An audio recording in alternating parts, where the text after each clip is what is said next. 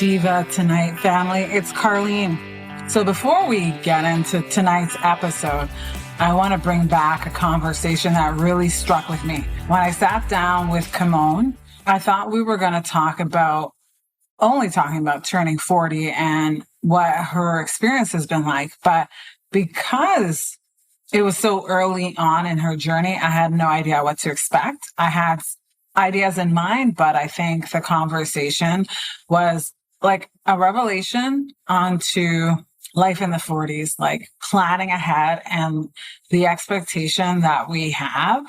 And, I learned a lot about her own personal journey with her focus on faith and how much faith really means to her and how spiritual her life has been, but also how when you turn 40, you reflect on things, but it's an ongoing journey for everyone.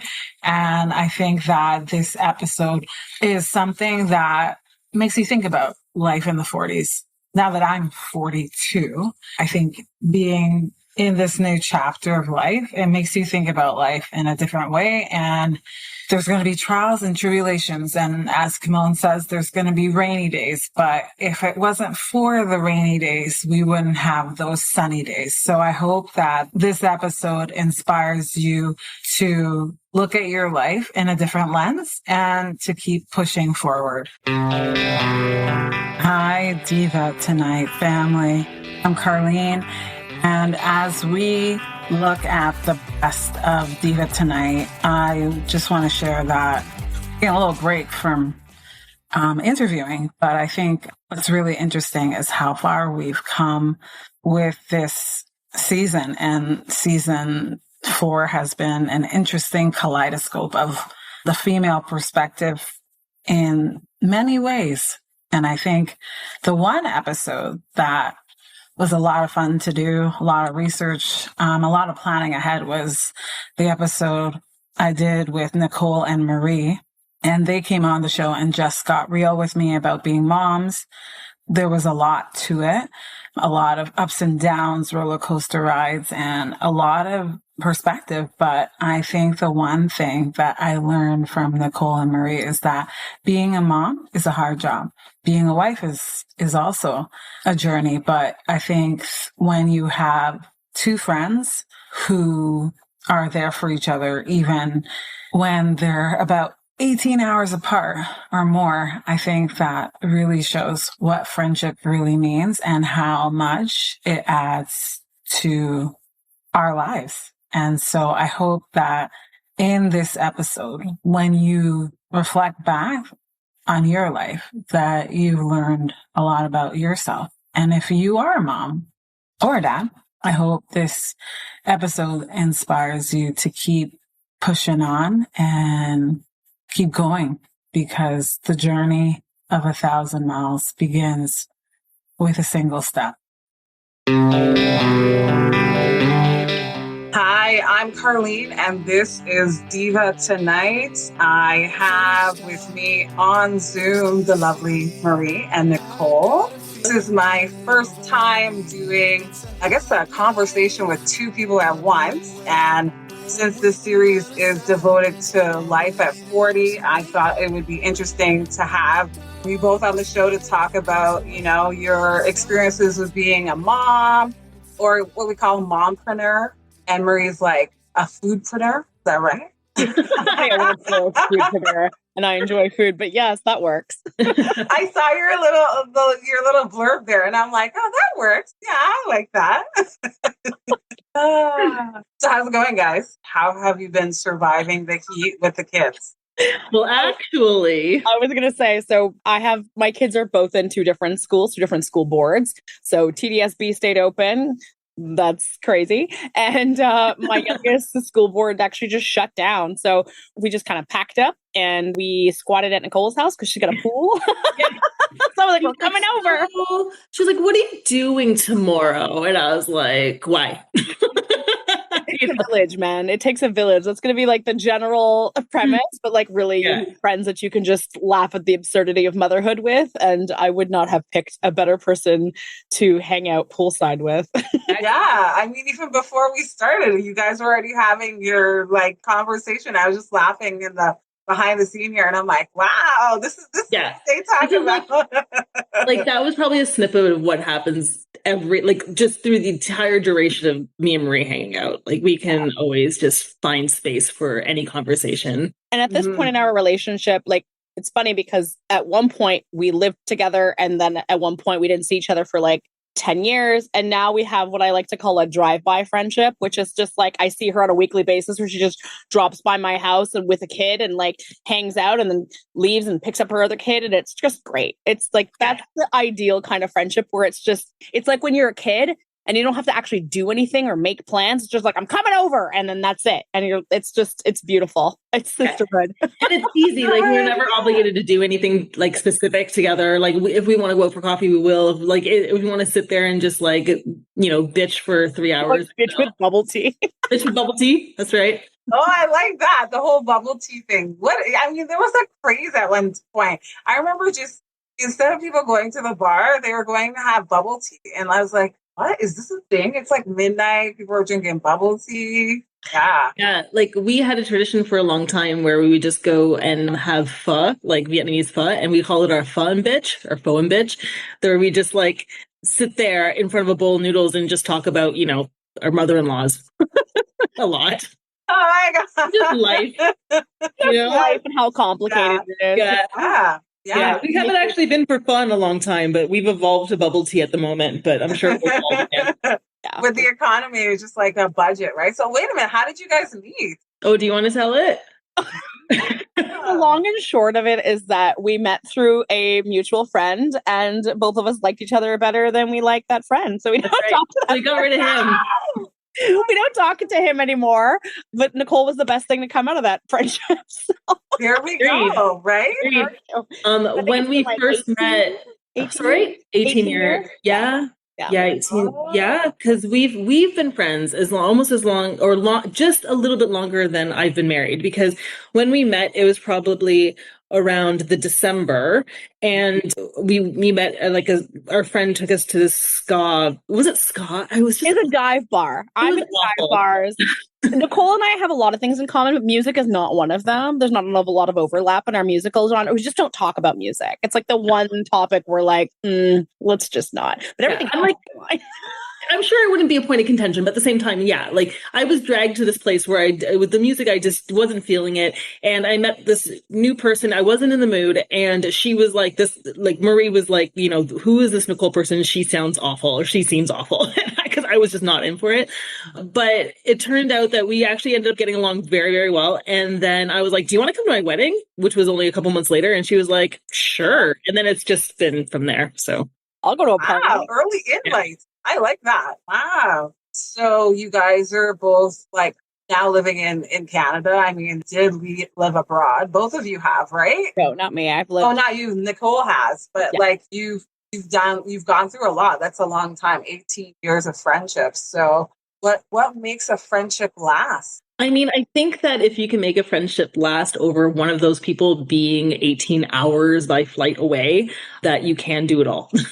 So I think it's like commonalities. We have a lot of things that we, just really see eye to eye on. We have, things that we love that we share, and things that we don't, and and that's okay too, because I find, what Marie finds so interesting, I end up finding really interesting. And like, we have a lot of skills that complement each other. Like, she'll come over and start tossing things out of my wardrobe ever so lovingly and telling me that I have far too many yoga pants, which is fair, but also hurtful. And then, and then I will skill share and be like, this is not, I had a knit. I taught her knitting just last week, and she's doing great. I feel like I'm more to the table than knitting, but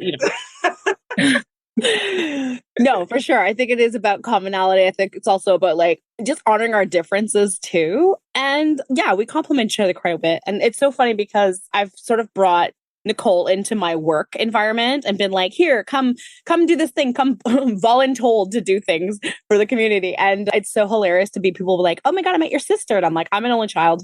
I don't have a sister. And they're like, oh, your sister. And it's like, I take it as a compliment because it's like, that's great. But like, no. Yeah. We'll be standing right beside each other. And like, yes, we're both biracial, but no, we don't look alike. And, but by far the best is standing like in meeting Marie's in-laws for the very first time just before she got married. And her father was like, it's so great to meet father-in-law. Not father. He would know. Father-in-law said, it's so great to meet Marie's sister. And I'm like, you literally know she's an only child, right? Like she's marrying your son. Don't you know?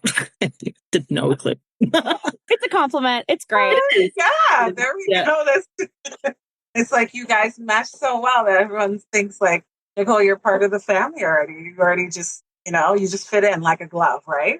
Yeah, I think if anything, Marie and I, like our friendship has evolved past just being friends. Like we are very much family. Her kids are, my nieces very much so. One of them is my goddaughter, but like they call me their aunt. My kids call her Aunt Marie. Like it's that's where it is. Yeah. No, that's so great. So what did you guys do for your 40th birthday? Start things off like that. Did you guys do anything crazy? Do you remember? I don't remember my 40th. I remember my 41st was a bigger deal just because of like, I don't know. I didn't make a big deal of my 40th, but my 41st, I celebrated in Mexico. So that was a bigger deal for me. But yeah, my 40th was still, I guess we were still a little close to COVID-ish, like we're still, still dealing with that. Right. So not as big of an opportunity. Yeah, I actually celebrated my 40th when I was still living in the UK, but I was exiting the UK. So it was a little bit like, normally I don't do big birthdays for myself. I'll get together with friends, but I don't make a huge deal of it. But it was a huge deal that time just because I was also exiting and moving back to Canada. So I had like all my friends in the UK got together. We went day drinking, which is like definitely my forte. And ended up. How early did you start? UK, In the UK, there is never such a thing as too early to start.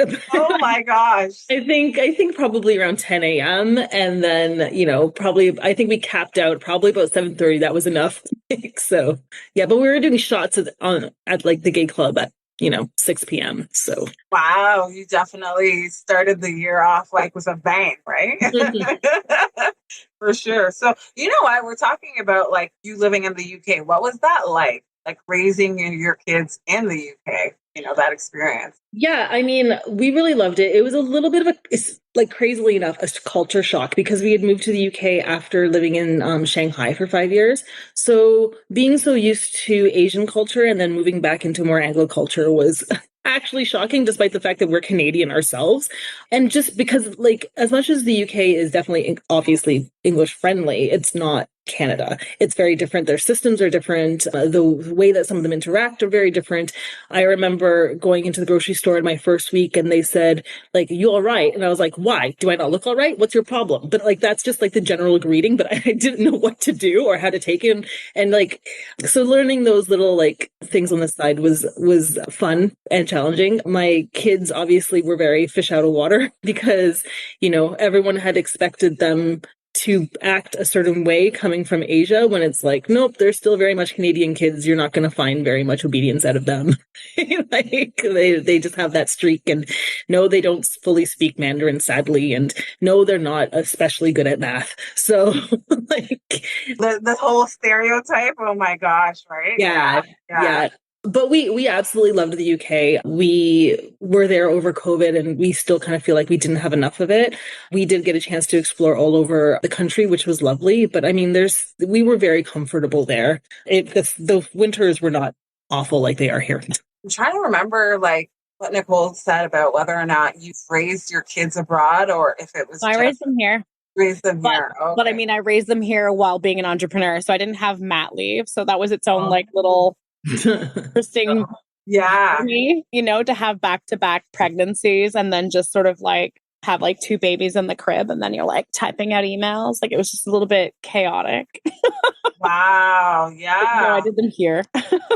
Yeah. You know what? I don't know if you want to talk about this, but I watched one of your reels and you said that you were talking about your experience with childbirth and how you had some complications. So I watched a bit of that, and I mean, I think that's really brave of you. You know what I mean? To take that step. I guess the challenges of motherhood, like even just having a child, right? When there's some complications with that. So Yeah, I mean, want to talk about that or? sure. Yeah. I mean, I always tell my friends who don't have kids, like, the kids are fine. The systems around motherhood are ghetto. Like, all of those systems, every piece of it is just, it doesn't make any sense. And it would just be so much easier to be a parent if those systems were a little bit more concise. But the first one being like how we handle birth in Canada, or I guess the system as a whole, is a little bit weird. I had complications with both my pregnancies. With my first one, it was a little bit more medical. I actually ended up being hospitalized for a month before delivering, and then I delivered a month early, and then I went back to the hospital because I had some complications, and that was a whole thing, because it's like, we don't recognize the fourth trimester. You know, I always tell people, it's like, if you broke your arm and then I put it in a cast, your arm's still broken. So if you just delivered a baby 3 days ago, even though you're technically not pregnant, you're pregnant. Your body is still very much pregnant. You are still very much in harm's way in terms of like pregnancy related complications. They're not as common, but it can happen. And I was just not prepared for how my body would react to pregnancy. And then it was a bit of a surprise to get pregnant 3 months later and be like, here we are. You know, I was told I couldn't have kids. So it was just, everything was just very like, we wanted them. Like, absolutely, we tried for the first one, and then it was just, I just didn't think it was going to happen so quickly and so effortlessly, given everything. And then with the second pregnancy, that was a little bit more complicated, and I had an awful experience with the doctor who delivered the baby. She's been accused of all kinds of things and being investigated by the college, or was being investigated for gross negligence with regards to like 2,500 women who got exposed to certain things. But yeah, I had an awful experience with her, and you know, after seeing that article come out, I wanted to share my experience, because yeah, childbirthing it's challenging enough, but it's more mental than physical. And I can say that having like extra stuff, like a sketchy doctor or like weird experiences like that, just, they make them more complicated. And it really changes the way you walk into motherhood. Because obviously, if you're walking in with some trauma, it's stuff you have to deal with and unpack as you're also raising human beings and trying to, like, you know, get yourself together and heal and all these other things. It's just a lot. It's just a lot. Yeah.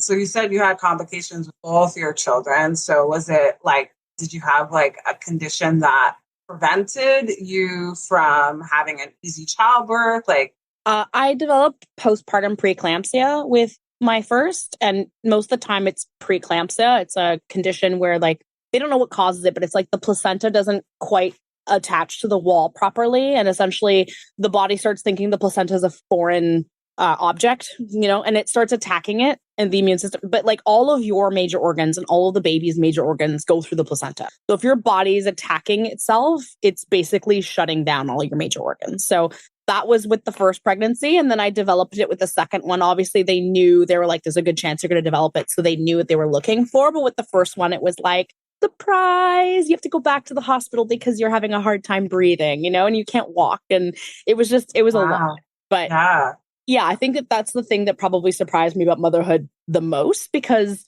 I mean, even in the books I was really reading a lot of like woo-woo books. I really wanted to have like a home birth. I wanted to, like, Nicole and I, we both are big, like, we do not like hospitals. And she had a home birth, and I was actually living with her when she had her home birth. And I was like, I want a home birth. And I bought a pool, and I was like ready to like give birth in my living room, and with no intervention. And I had almost every intervention possible. And it was just like that dream of having my like a low intervention pregnancy just went out the window. Yeah, it's your body. You surrender to whatever is going to happen. Yeah. Oh, so speaking about home birth, Nicole, how was that, having a home birth? Do you remember? Like, I mean, you remember? I think when it comes to birth stories, like when people tell you, it's like, wow, I had no idea it could be like that, right? That's the thing that Yeah. So for me, like Marie said, I'm not a huge fan of hospitals. I kind of feel like that's where only sick people go. And I feel like in pregnancy, unless you have complications leading up or whatever, that you are not a sick person. Like you're a very well person. And so Yeah, why it's not medical, right? Like yeah, exactly. And so I was really gung ho on having a midwife and having a home birth, and my family was not, but that's okay because it wasn't their experience. But my husband was supportive, so that's really kind of all I needed. And when I went into labor, I didn't know I was in labor. And the only reason I really kind of knew I was in labor is when then my husband started buzzing around the house and being like, like just like preparing, calling like Jen, our other friend, to pick up the dog. Like Marie knew about it, like everybody, and I'm just like, what's happening?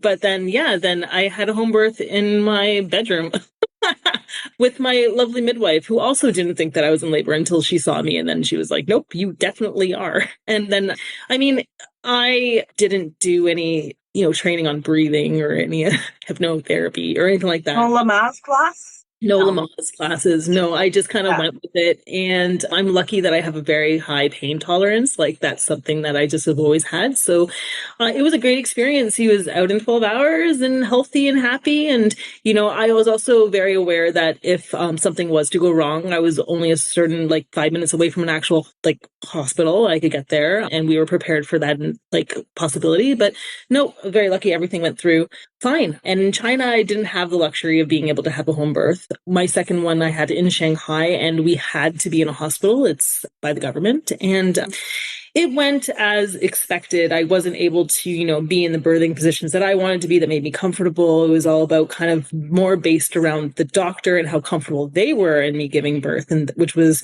very different from having my midwife, which was all mostly centered the care around me and making me comfortable. Regardless, Oren came in a good 4 hours, which was, very uncomfortable, but he did come out. And like in less than 24 hours, I was walking myself out of that Chinese hospital while they chased me because they didn't think that I could walk, but I could.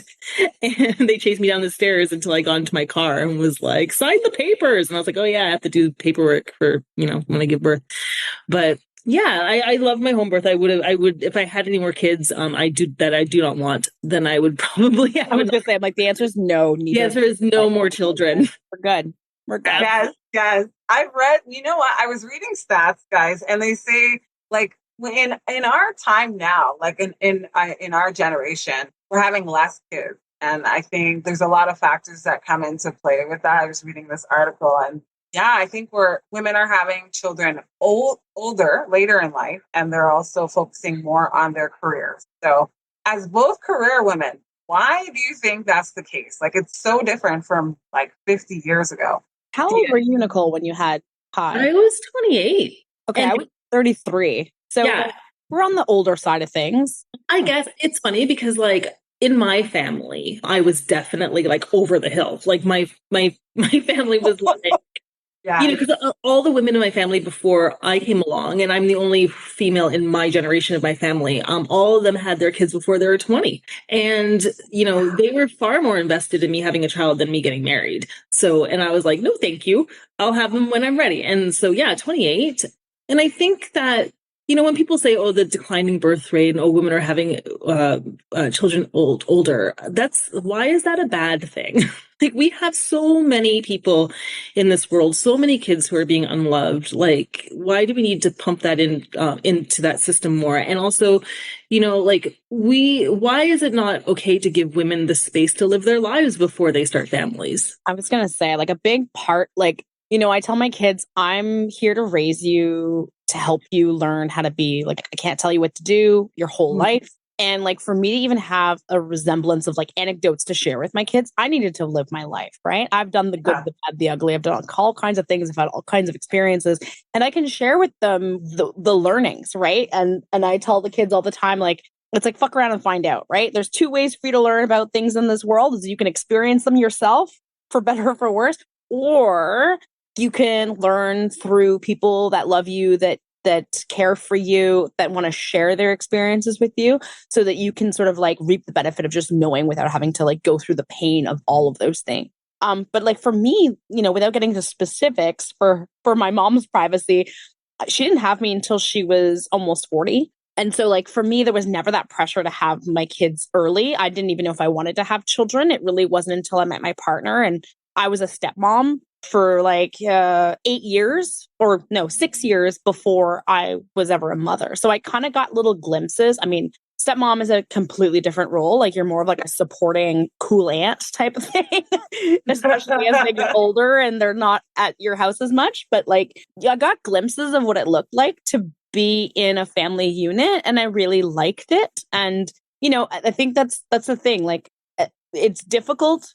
The hardest part about parenting, like I said, is the structures and the systems that make it very difficult. Like, school's done at 3:00, but all your workplaces are done at 5, and like bullshit like that. Or daycare is impossible to get into, and like all this crap. Like that's the hard part.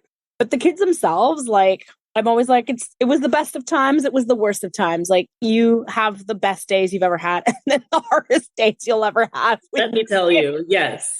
Absolutely. And like, I think one of the key things that you said is like, sharing your experiences. And I just think that women who are older have more experiences to share. Like they have more lived experiences. They have so much more in-depth education knowledge, like to share when parenting, which I think is so valuable because, kids having kids, sometimes it just doesn't always work out, and those people grow up to be older adult parents, and yes, they now are able to live their lives when they're in their 40s, but then they do stuff that's like, no, you should really only do that when you're 20. Like, and I will say, like, there's nothing that kicks up trauma quite like having a kid, because like you're kind of you're either like repeating stuff that you enjoyed from your childhood, or you're potentially remedying things that you didn't enjoy. And so like if you're not ready to face mirror versions of yourself and recognize that they are not you. So it's like, there's something there where it's like you're there to guide them. You have an opportunity to kind of like resolve your own stuff, but you can't force them to do things, right? And so it's just like it's this dance, and you have to have a certain amount of maturity to understand that, and that it's coming for you. Like I've learned so much about myself through my kids, and they've learned about themselves through watching me as well, right? We're just kind of like bouncing off of each other. But I think if I was in my 20s, like, I don't know, I wasn't ready for that. And like not dogging anyone who has kids when they're young, or, it is, we all have our own journey. But I remember kind of like, having my first and being pregnant at 33, and people being, oh, having your kids young means you have more energy. And I was like, I guess, but I mean, I'm trading off energy, for wisdom. So I'm okay with that. I'm okay with that. It's tailing off because I had another guest on the show, and she had her first child in her 30s and then her second in her 40s. And I think she was better prepared for her second child at 39, 40 than she was in her 30s. Because like you said, even though you have the energy, you don't have the wisdom. And I think wisdom is probably the best that, because you're talking about trauma, and that's something I can't relate because I do not have kids, but I know from talking to my sister that she said if you don't have those things resolved, they come up when you have a child. Yeah. Definitely. So, yeah. Do you find like there's certain things that did come up where you're just like, ooh, I didn't expect that? Or I mean, like this parenting, there's no one book. I think Nicole and I talked about that over email. Like there's no perfect manual book out there. I mean, you can read everything in the book about parenting, but until it actually happens. I think Nicole and I are both big on like grit and resilience, like embedding that into our kids. And I mean, I have 2 girls, she has 2 boys, so it's going to look very different. Like grit and resilience are going to look very different. But I know like for me, like my kids are very different from each other. And one of my kids is like super, super, super sensitive. She wears everything on her sleeve. Like you can tell when she's got big emotions. She has big feelings. And, talking to her about what it looks like when people are mean or they're bullying her. Right. And saying sort of like, and I know that my parents would have never said this to me, but I'm like, it's okay that people don't like you. And it's okay that you don't like people. Doesn't mean you can be mean to them. But not everyone has to like you. And you don't have to like everyone, right? But you just stay out of their way. And as an adult, it's no different. You're going to meet people that you're not going to like.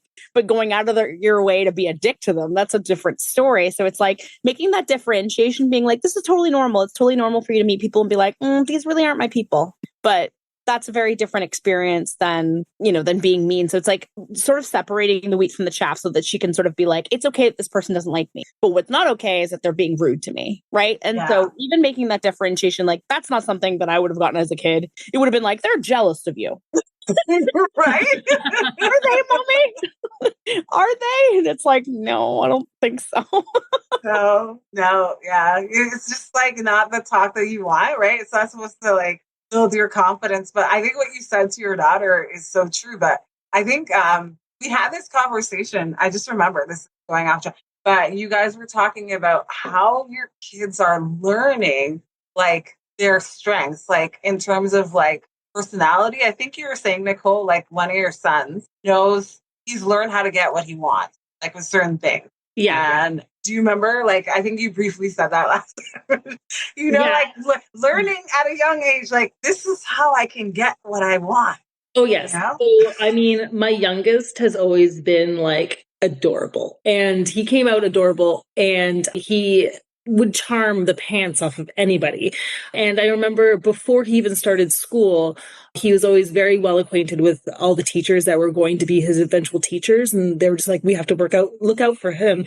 And they eventually ended up having a meeting about him being like, listen, you got to look out for him. He will use every charm in the book. He'll bat his little eyelashes, he'll smile his little smile, and he will get out of it. And it's so true. Like Oren is a master at that kind of privilege. Very cute privilege. I feel like now that he's preteen, it's starting to rub off a little bit because you're like, no, now you're just smelly. You're not as cute. He still has it. He still has it in there though, where people are like, oh, look at him, he's adorable. And you're like, no, don't trust it. Don't trust it. So yeah, I have both my kids are really cute, but again, they're a year apart. And one of them enjoys performing femininity a lot more than the other, right? She's like the girliest of girls, right? So it's like pink everything and frills and bows. And like, I lap it up and I give her like some of my old costume jewelry and stuff. And like, she's very much the girliest of girl. And my other kid is not as interested in leaning into femininity. It's pretty neutral across the board, and she really doesn't care. But it's interesting to see how people react to them. And so sometimes those reactions have a bunch of bias that we have as a society, like one kid will do something and it'll be perceived as maybe less annoying or less offensive, and then the other kid will do it and it'll be seen as more aggressive just because like one isn't leaning into femininity as much. In fact, a lot of times one of my kids gets misgendered as a boy. I mean, they all kind of look kind of look the same, right?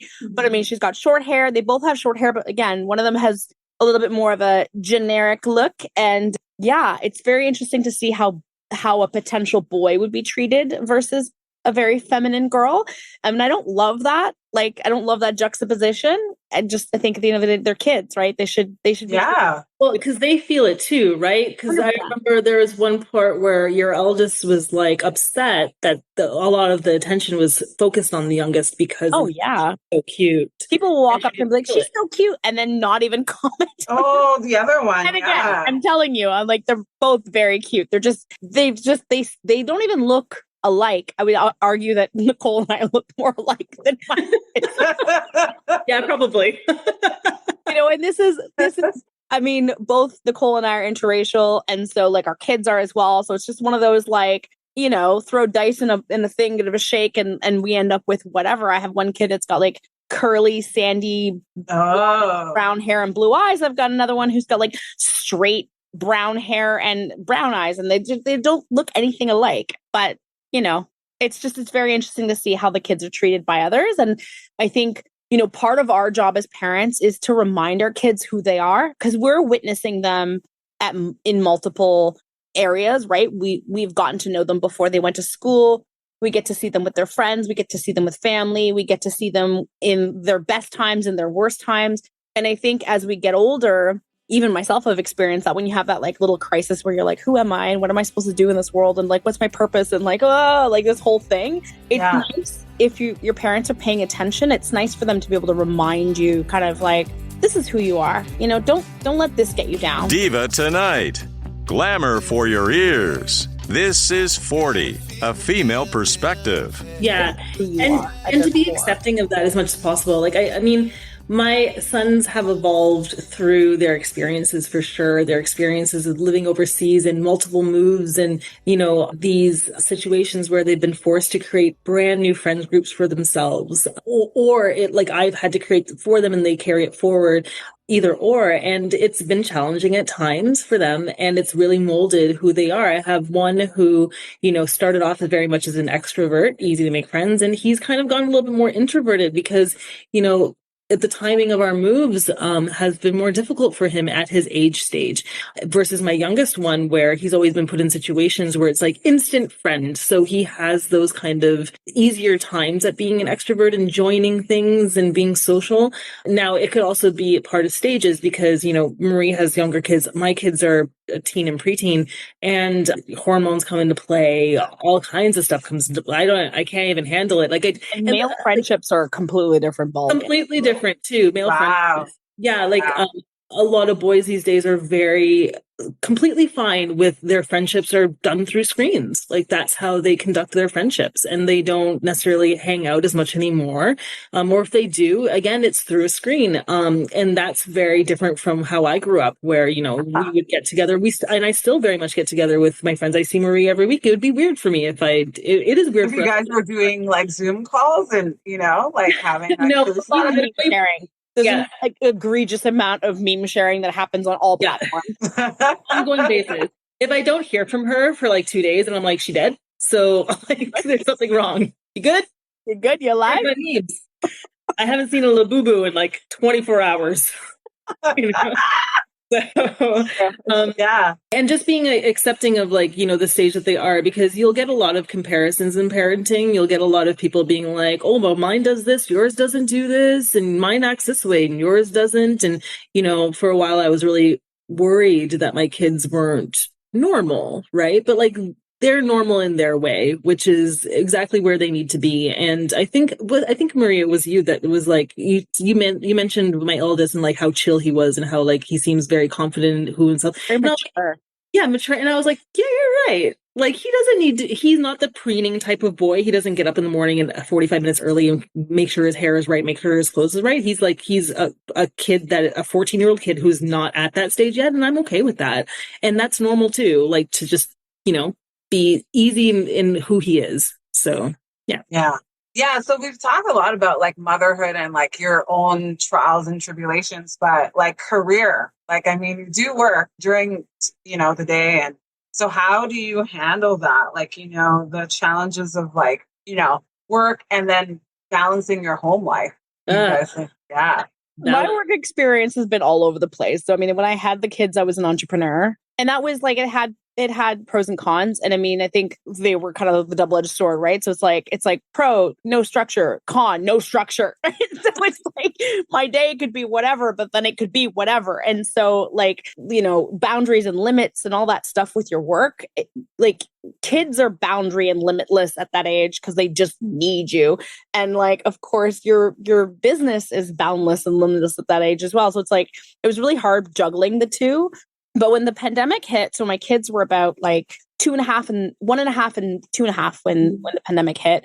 And I was already used to being at home with them, and they weren't in daycare. They've never been in daycare. And I remember I got my first corporate job just for it was an 8-week contract that ended up lasting 6 months. And there's a couple things that I noticed. One was watching other people lose their minds about having their kids at home, and me being oh, it's hard or something. I knew it was hard, but it was just the reality of watching successful people just lose their minds. But what am I going to do with these kids? How am I going to do this? And I was I've normalized this thing that people are losing their minds about. And it kind of gave me grace to kind of be this was really hard.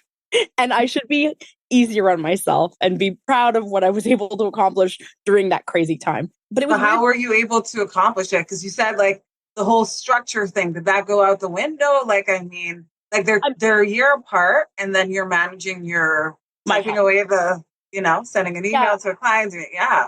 My health was really hard. I'm really lucky that I have a really good, between my parents and my in-laws, I have a lot of support. I think more support than most people that I know. My parents are retired. Like, I went back to the hospital for 2 weeks after having my first. So literally I had a baby. I went home for 3 days and then I had to go back to the hospital for 2 weeks without the baby, right? You're not like dragging a baby with you to the hospital. So my mother-in-law actually took my baby and like raised it for the first 2 weeks of life.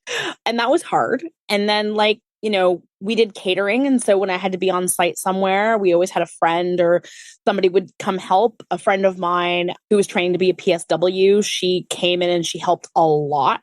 And she was just like, sometimes it'd be like, hey, do you want me to come over just so you could take a shower? And I'm like, oh my God, yes. You know, and it's like, it takes a village. And of course, Nicole was, I think, still in China, potentially. I believe during COVID? Were you in China? No, I was in the UK during COVID. Yeah, I can't even Thankfully. but it's interesting to kind of like I have different markers of like what friends were there based on like where they were and where I was in my life too. And then now I work for a nonprofit where like I work from home. I have a very flexible schedule. I finally have found a place where having children and being able to demonstrate my ability to manage all of the crazy things that come with kids, the schedule, the home, the everything, right? Those are assets and they should be. I think a lot of times employers look at women of a certain age as a liability. It's like, oh, you're going to have to dip out early to grab your kids, or like, oh, your kids are sick. And it's like, yeah, my kids are sick. I can still get shit done. And it's like, yeah, I have to dip out to go get my kids. But like, again, unless you're doing work that requires you to be on site, like my husband's a chef, so he has to be on site. All my work can be done remotely and I do it remotely. And it's like, there's no obligation for me to go into the office or for me to show face just for some arbitrary like corporate culture. Meanwhile, like my kids are in daycare and I'm spending like crazy amounts of money. But yeah, like everyone keeps asking me like, what are you gonna do this summer? And I'm like, my kids are gonna be here just like they are every summer. You know, like nothing's changed. It's like we're just continuing what we've been doing. They were birth, and like now they're old enough that they can pour their own cereal and they can watch TV and they can, you know, they can read a book and they can take care of themselves to some extent. I'm in my office. It's like in my bedroom. It's like one door over, and we're in a small condo. It's just, you know, it works. But I know it doesn't work for everyone, but it works. I left a 13-year career in television and radio to be an expat for my husband's career. So we moved over to China for his job. And when we got there, I was what's known as a tai, which is, you know, women who lunch, like ladies who lunch. We don't work. Like we kind of piggyback on our husband's work visa, and typically we're not allowed to work over there. So, you know, it became my focus to raise my kids in the first little while until I got bored, because I am, if anything, a serial hobbyist. I always want to do something. I have to keep myself busy or else I go crazy. So I had the opportunity to become an entrepreneur, and I like evolved myself through business over there. I started writing for a magazine. I became a columnist, and I created my own graphic design giftables business, which was crazy. And I made these pillows, which were, you know, I kind of wish that I discovered my my business in that earlier, because it was really lucrative and really fun. At one point I had like 300 pillows piled up in my doorway, and people were like, what's going on? And I just like pillow business at Christmas. It was crazy. And my kids would be like, you know, what is this? And I'm like, it's mommy's job. And they're like, job? Like, what do you mean job? I thought your job was going to the shopping mall. And I was like, well, that is also my job. Yeah. You know, and then in the UK, when we moved there, the thing is that for me, for the last 10 years, it was kind of stop and start, because I was like, well, do I start a career? Are we going to move? Will I have to end my career as soon as I started? Like, you know? So I would just kind of do things that brought me joy, which I really appreciate having the ability and like the privilege to be able to do that over the time that I was away. Not everybody has that luxury, but it kind of gave me the space to figure out stuff that I really love to do. And I was volunteering, which I found, you know, really fulfilling. And then when I came back here, I was like, well, how hard is it going to be to bust back into an industry that I haven't traditionally been in 10 years? And thankfully, I had a friend who was really motivated to get me into her company. And so I've been working with her for 2 years, and it's just a small company and we work remotely, which again, it's so appreciative to me to be able to work remotely because I get to still be here when I need to be here for the boys. I get to be flexible, and I get to, have that luxury of being able to pick them up from school when they need to, while still being able to make meetings that I need to. Like, I appreciate the whole businesses allowing their employees to go remote when they need to, because, let's be honest, we don't all need to be face to face. We all Zoom anyway half the time. So, yeah. And it's been interesting being back in a traditional, like a work life or work environment over the last 2 years, which is, even now I'm just kind of resist. How do I get back to crafting only? How do I get back to lunching only? But, Or knitting projects. More knitting projects. Well, I'm the crochet queen. You insisted on knitting, which I still don't understand, but I'll turn you to the dark side soon. Yeah. Be a one needle wonder. Yeah. Oh my God. But the thing is though, like when you work from home, I think, do you find like you get so comfortable now that you work from home that like meeting up in person is a thing? You know what I mean? I think, do you feel like we've become complacent because of technology in that sense, I don't think the technology should be about efficiency, but it doesn't replace the face-to-face. So like, again, I work with like I'm on a team with 3 other women. We're kind of like, I think I'm the only one who doesn't go to the office because it's a Don Mills in Eglinton and I'm not about that. And not about that commute. Like our, I guess, customers, we're nonprofits. So like our participants, they're all entrepreneurs. So if everything was in person, if I was meeting with everyone in person, it would be also annoying for them too. So it's like there's efficiency. It doesn't replace the face-to-face. We still get together from time to time. We give opportunities. I'm the community manager, so I do a lot of events and stuff like that, like farmers market, for example, on the weekends. But I find that there's a lot more understanding around what that looks like. So I'll give an example. Like, I am a salaried employee. I work 9 to 5, Monday to Friday, technically, like on paper. But like, I co-run a farmer's market that's on Saturdays.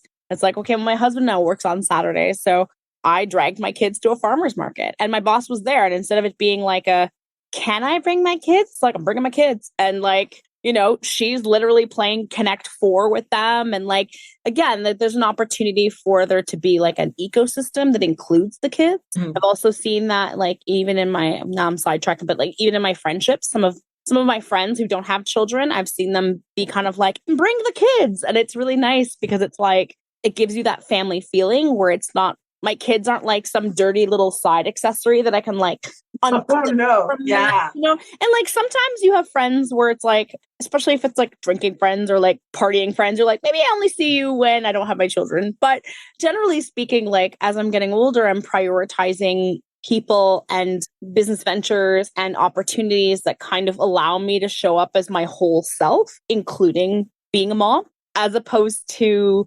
situations where it's like, you work for corporate and then they're like, yeah, it's all great, but you're going to pretend like you don't have kids, or like friendships that are only like the richness is only, the depth is only there because like you don't have your kids around you. It's like, there's got to be balance there. Yeah. And I think it is really about being efficient. Like I find that since I'm able to work from home, I'm able to, get my workout in.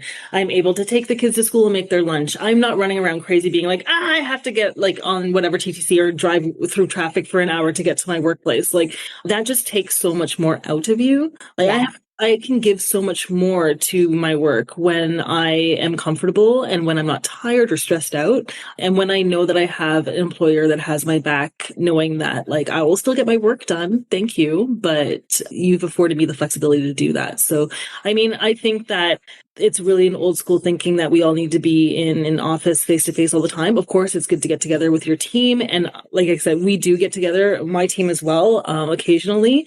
But the reality is that a lot of the work people, we don't live all in one spot. So my clients are all over North America and some in America and some in the UK. So it's like, what am I supposed to do? Fly out every week to meet people face to face? Like when I need to? No, because like that's not the kind of job that I would be able to hold with my family situation. So I was gonna say, and like Nicole and I, a little bit different. Like my husband stays local. Nicole's husband travels a lot, but we both have partners who work outside the house a lot. Mm. So the fact of the matter is like someone has to be. Who's going to take care of the kids? Someone needs to supervise the children. Someone's got to make sure things get done.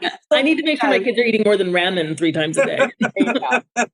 And so it's nice to be able to have a career because like that's a lot of like, you know, like, and no disrespect to anyone who wants to be a stay-at-home mom or who can afford to be a stay-at-home mom and any of that. I think that's great too. Like it's fantastic. Whatever works for you works for you. But I know, you know, for me, it's like, I need motherhood is part of who I am, but it's not all of who I am.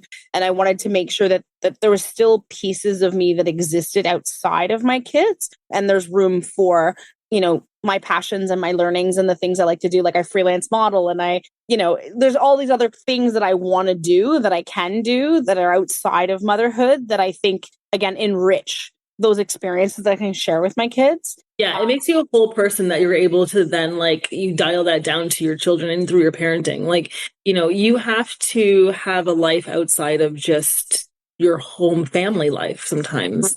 I feel to keep yourself sane. So otherwise your kids are going to be 18 and you're going to fall apart and you're going to have your existential crisis of like, who am I? What am I? Because why am I? We are hyphenated beings. And we move through this world with all of those different things and those different titles. And motherhood's just one that gets added on. And it's an intense one for 18 years, but it never really goes away. And at the same time, it's not like the basis of who you are as a person. Yeah, it's always been just a part of me. It's never been me, right? Like it's something that I elected to do for myself, like for ourselves, my husband and I, but it's never been, this is what I am now, you know? And it's funny because like when you become a mom, a lot of people want to punch a hole into a mom role. So like when I started doing writing, they're like, well, you're going to be a mom blogger. And I was like, what's that supposed to mean? Because I mean, I am by no means an expert on parenting. Don't look at me for that. Right. Like I have no training. So like, I'm not an expert. I actually have a lot more opinions on many, many other things other than just being a mother. This is not the entirety of who I am. So what do you say to someone who is in their 40s and they're considering becoming a parent? Like, what is your advice? Like, but you're old. No, I'm joking. You're tired. Don't do it. No. I mean, everybody starts their family when they feel like they need to, or, you know, when they're mentally, right? Yeah. Yeah. And I mean, I have friends that are definitely starting to have babies now or are having their second or third now. And if that's right for them, then that's right for them. I think it comes with their own challenges though, because I mean, your body is not the same as it was when you're much younger. You know, your level of tiredness isn't the same. Your level of patience is not necessarily the same. And when, at this stage, when we're starting like perimenopause to start creeping in. Yeah. Yeah. Sometimes I lose my damn mind and I can't even imagine being pregnant and losing my damn mind or having a newborn and losing my damn mind. And that's just personally for me. But I say, you know, go for it. If this is what you want, it doesn't matter what age you are. Go for it. You know, be happy, be confident in your choice. I think people are really risk averse as they get older. So I think the only piece of advice I would give is like, it's never going to feel right. No, it's like, you're never going to feel ready. I mean, maybe some people are, but I've heard people be like, well, we're not ready. We're not in the right house. We're not in the right. And I'm like, never will be. I don't know. Like I ran a business and I will say running a business is very similar to having kids, a family, like as structurally, it's very like, there's a lot of overlap there and it is your baby in a way. And, you know, when you don't know what you don't know, when you walk in with a little bit of ignorance, sometimes it works in your advantage because you're like, I didn't know. And, no one taught me. No one taught, then you find out really quickly, like, oh shit, you know, like I feel like if you like really researched it, like if you really like know the ins and outs, like you will never know the ins and outs because every kid is different, every pregnancy is different, everything is different. My kids are a year apart and I can't think of two more different kids. The other thing too is like your parenting style, like my parenting style. What is your parenting style? Oh God. Helicopter mom? No. No. No. I would consider myself a free range parent where I kind of observe what they're doing and like make edits as I need to, as opposed to I try not to, like, there's some proactive pieces of parenting and then there's some reactive and then there's just sort of like observing, because a lot of it is like, if I'm like, careful, careful, be careful, it's like, that's not helpful. Oh my God. I have to say, we were at a park. I was visiting in from China, or no, from the UK, I think. And Marie's eldest was just, let's say 2. And I remember she was up on this jungle gym, like at the top. And I'm looking at her and I'm looking at Marie and I'm like, should she be up there? Marie's like, yeah, it's fine. She likes to climb. I'm like, okay, like that's cool. Right. Meanwhile, like so many other moms would be like underneath them being like, oh my God, like, be careful. Hold on. Part of it is like, it's that particular kid is like, she had a lot of confidence. And the last thing I want to do is project my insecurity and fears of her inability to do something onto her. So sometimes I'll be like, you feeling safe up there? You feeling good? Yeah, I'm feeling good. Okay. Do you have a plan on how to get down? Like asking questions like that instead of just being like, careful, careful. Now, my youngest would never dream of doing that. She'd get up on one step and then just be like, Mom, I can't get down. And so it's like, you have to know who your kids are. You know what I'm saying? And it's like, kind of adjust your parenting per kid. They're not getting the same experience. They're not getting the same experience. They're getting equity and not equality. Like, it's just, you have to kind of adjust, which is hard when they're both kind of in the same stages, but they have very different needs. So a lot of it's like, you kind of have to split yourself in half and be like, oh, got to be here and here, you know? Yeah. And I've mentioned to you how, like, you know, there's so many different parenting playbooks out there about how to raise kids. And like, yeah, sure. Some of them work. They don't work entirely. Some of them don't work. Like, it's just, you can take bits and pieces of everything, but there's never going to be a whole plan on how to raise a child, because at any given time, I cause my children trauma. And I know that. I'm just like, whatever I do. Be in therapy because of something we've done. 100%. I'm past the point to, you know, I'm like, yes, awareness is half the battle, though, you know, yeah, like knowing we're going to mess them up somewhere. What about the school system, right? I mean, I don't know. I think with technology, we're living in a different time. So I think, like you said to me, Nicole, you do the best you can. And I think the one thing I read too is that even with all the resources out there, there's always going to be something that contradicts. Like I remember reading a sociology article, and she said that, and it made me think of what you said, Nicole, about how there is no right way to parent. Even if you have the information, there will be something that contradicts that article in another article, or one parent will say this, and then, you know, so it makes it really... I feel like the only difference between a parent who's just out there parenting and like a person who is a parenting expert is that like someone took all of their stumbles and falls and put them into a book, and the other people didn't, right? Instead, I pour all my stumbles and falls into Marie, right? And be like, I fucked up. Like, and that's just it. Nobody knows necessarily what they're doing, because every child is so different, and you have to parent them in completely different ways sometimes, and my way won't work the same for my boys as it would if I was to try to parent Marie's kids, and vice versa. You know, you do have evidence of what a child, like, you've experienced your childhood, so you do have evidence of things that, like, you have an idea of what worked and what didn't work. And I think this is where, like, you get into like stage mom situations, or people who are like projecting onto their children. It's like, they are different than you. Yeah.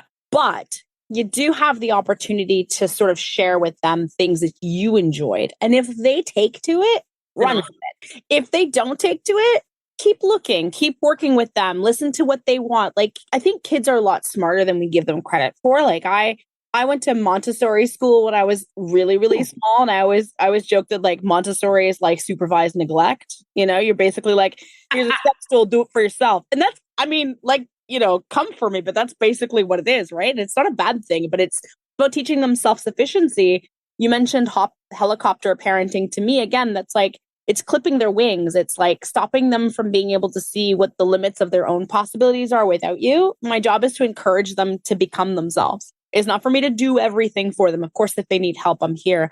But even the act of learning how to ask for help, which is something a lot of us, even as parents, we have to learn. Like, I know I had to learn that as an adult. It's like, how do I ask for help without feeling like I'm not capable? It's like, it's okay, we can do that. But then we have to teach our kids how to do that stuff, how to function in society and community. Yeah, and like I grew up, my grandmother raised me and she was fairly hands off. I kind of feel like she was like, well, I screwed up 5 other kids, so this one I'm just gonna do whatever with. And I came along and I was like, got good marks and was in sports, and she was like, she parented me, but barely, because she just let me do whatever, because I was always just kind of like that kid that always did well in whatever. And my kids, they're not quite that. And my husband is like, he's on tiger parenting.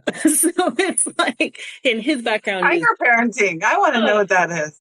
Oh, basically it's this like generational trauma that pours in from specifically immigrant families who, struggled so hard to get to where they are now, to give you the best of life. So now you have to excel at everything, and not just excel, but be the best, like be the most excellent of everyone. So, you're getting an A. Why didn't you get an A plus? Right? Like that whole mentality. And my husband grew up in that kind of environment where he was expected to, he didn't get toys. He got calculus books for Christmas. Like that's true. So, and he kind of feels like, if your kids aren't getting things like A's in school, or they aren't like passing every, swim test on the first try, then he's like, well, what have we done with your life? What are you doing with your life? Meanwhile, I'm just kind of like, people have to be given the opportunities to fail.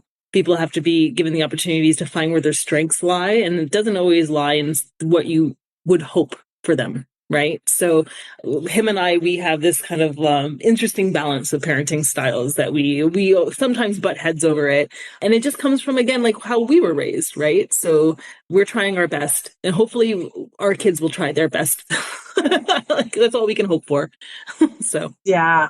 Hearing you talk about your husband, I can relate, because I had those tiger parents. And I think when you have parents like that, it does traumatize you to the point where you're like, well, I got the A, now you want the A plus, and even when I got the A plus, you want A plus plus. So the sense of numbers aren't quite good enough. Yeah. My dad was a bit of a tiger parent, and he was also a teacher, and so academia was extremely important for him. And it's what pulled him out of poverty, right? Like it was his key to success was through academia. So like I think part of it growing up is also empathizing with your parents in a way where you're like, oh shit, like I get how that got twisted that way. And I get how that got manifested that way. I didn't love it at the time. Didn't love spending my summers doing like math and French homework, but like I understand where it came from. And there are pieces of my childhood I want to replicate with my kids. But at the same time, I'm like, academia is just one way of evaluating intelligence. And I just don't want to get lost in the sauce that like somehow a grade 2 teacher's opinion on my kids, like reading and writing, is like the be all end all, because age and aptitude and all that stuff, it takes everyone their own little time to get there, right? Like I struggled hard as a kid, like as a young kid. And I mean, I moved provinces. I moved from New Brunswick to Ontario. I barely spoke any English when I came to this province. I certainly didn't feel comfortable in it. And I went to a French school, so I didn't learn how to read and write in English until like grade 7 and 8. Like I was a really, really late at the party, right? And so high school got a little bit better, college got a little bit better, university got into the honor roll. Like as I progressed, it got easier for me. So I remember like my trajectory wasn't always this like perfect academic record. And I was definitely like looked upon as like, why aren't you getting there? And it's like, I have a little bit of that grace for my own kids who are also going through their own journey of academia, and we're making changes, and we're but recognizing that like this is not the only measurement of intelligence that's out there, and they still have a bright future even if they're not like or success in your kids. Like this is the be all and end all. Exactly. Diva Tonight with Carlene will be back. Send us a message on Instagram at diva_tonight.